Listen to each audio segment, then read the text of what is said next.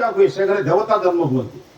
महर्षि मनु कहले जत्र नार्यस्तु पूज्यन्ते रमन्ते तत्र देवता जत्रे तास्तु न पूज्यन्ते सर्वा तत्र कला क्रिया। जो घर नारी मान को सम्मान करा जाए केमिति नारी मान को सम्मान करिवे आपण जानछथि बहुटी जेतले घर को आसे हमर मां माने ताकू माने दीप जळी ताकू माने वंदापना करी घर को आन अर्थ का को वंदापना करा जाए साम्राज्ञी को घर को तो चाकर भली आसना काम करिया बिना साम्राज्ञी भली आस साम्राज्ञी माने रानी भावरे वेद रे सुंदर मंत्र अछि अथर्ववेद रे कहै अछि साम्राज्ञी ससुरे भव साम्राज्ञी उतदेव पुरुष तु ए परिवार प्रत्येक सदस्य मान पई साम्राज्ञी के आसी जदि साम्राज्ञी न होबो ताले परिवार को निर्माण करबो केमिति परिवार को निर्माण कला बेले सब बेले बुझिबो ए परिवार जो ऐतिह्य अछि परंपरा अछि ए परंपरा को रक्षा करिबो ये गृहस्थ जीवन यापन करुवा व्यक्ति केबे निजर संतान संतति को नष्ट करिबो नाही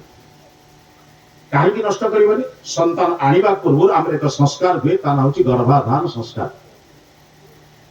मूल संस्कार एठु आरंभ हुए भाई मान को पचारती आपण मान जो माने बसछथि आपण कोनसी बाजार रो गोटे टीवी किनिबे आपण योजना करी किनती ना एमिति जान किनि आन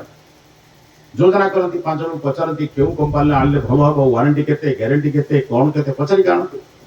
आपण घर गोटे फैन आनिबे गोटे फ्रिज आनिबे कि कोनटे गोटे जिंस आनले 100 लोक को पचारिबा निजर बंधु बांधव को पचारि आपण आनछन घर टे करबा पूर्व आपण दीटा घर करन प्रथम गोटे परिवार सारा बसी गोटे आलोचनार घर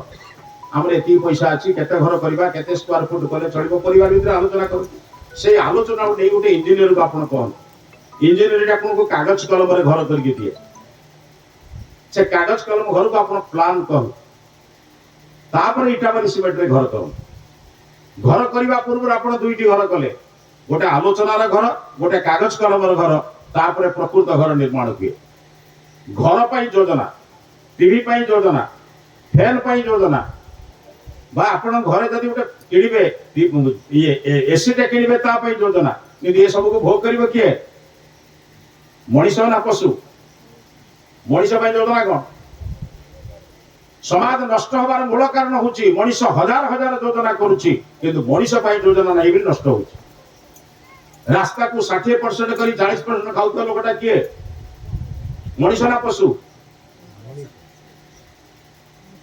सबु जेते कथा हम कहू समाज को नष्ट करिछि मनीष काहेकि मनीष योजनाबद्ध न योजनाबद्ध मनीष तैयारी करिवार प्रथम संस्कार होछि गर्भाधान संस्कार पति पत्नी संकल्प करिवे आमे प्रजा भूयासम आमे गोटे प्रजा संतान दवा माने समाज गोटे प्रजा दवा पई चाहू से प्रजा पई कोन करिवो ना तुमको प्रस्तुत होबा को पड़िवो आपण महाभारत रे जानिथिबे थरे आसिला थरे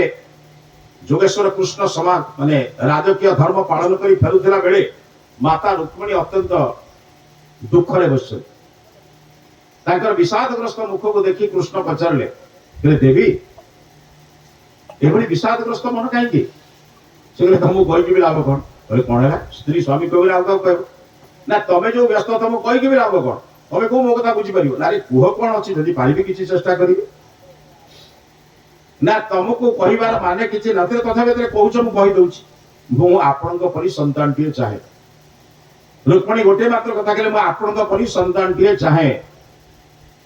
कृष्ण 2 मिनिट रहिला परे कहिले कहले देवी ये प्रस्ताव सुनिला परे मते भी उल्लसित लागु भलो लागुछि किंतु मो परि संतान टिए तम गर्भ को आसीबा पई हमको 12 वर्ष तपस्या करिबा को पड़िबो ओहेन को आपण माने समस्त जानंती